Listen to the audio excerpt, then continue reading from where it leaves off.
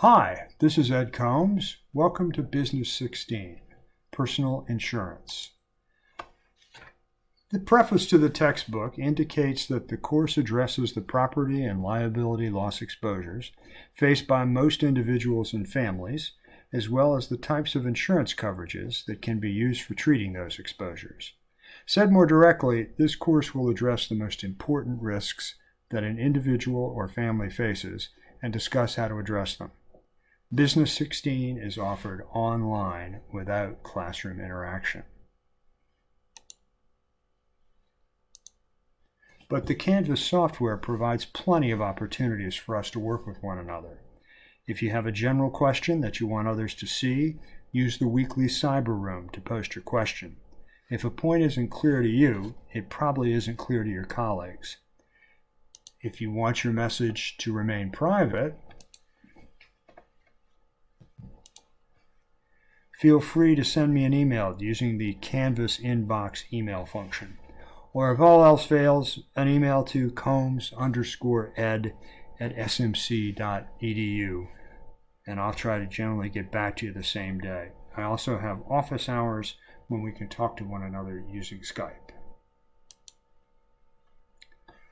The course divides its study of personal loss exposures into three parts: autos, property other than autos, and what we call the hazards of living, disease or injury causing death or disability, along with the opposite problem, that is, outliving the resources we save during our productive years.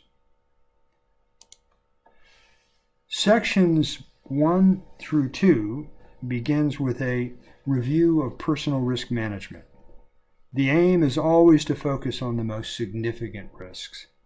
No plan can address them all. In the remainder of this section, we study the risks our ownership and use of autos represent, and how we address them. In most families, autos constitute the most significant loss exposures. Section 1 uses assignments 1 through 4 to discuss these issues.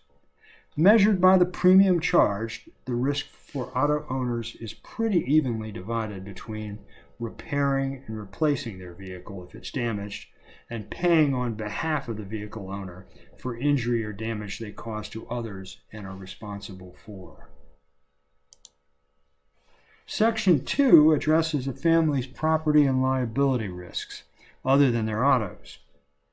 Using assignment 5 through 8, the text discusses these risks and how families typically address them.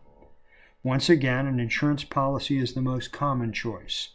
In contrast to the situation with autos, where exposure is pretty evenly divided between what protects the auto owner's vehicle and paying on behalf of the auto owner for damage or injury that they're responsible for, non-autos, like house or personal property protection, is heavily weighted to replacement or repair of damaged and destroyed property, but also includes coverage that will address a homeowner's liability for injury or damage to somebody else. For example, a visitor slips in your house's wet entryway floor, and you're deemed responsible for their injuries. The final section discusses how we protect ourselves and our families against what we can call the problems or hazards of living.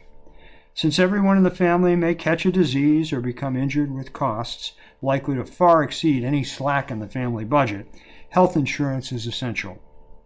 Families also face the twin problems created by lifespans that are either too short or too long. At various points in time, families depend on key members, usually adults, to provide resources and services for the rest of the family. If those key members die unexpectedly, the family must cope. Life and disability insurance help address these financial issues. But if dying unexpectedly creates a financial problem, so does living too long and exhausting the savings that were set aside during our productive years. Financial products exist to address those issues as well. I hope that you will find this course meaningful. Please get in touch with me when you have questions or concerns. My goal is to get at least one of you interested in insurance as a career. I sort of wandered into this field 42 years ago this August and have never regretted the choice.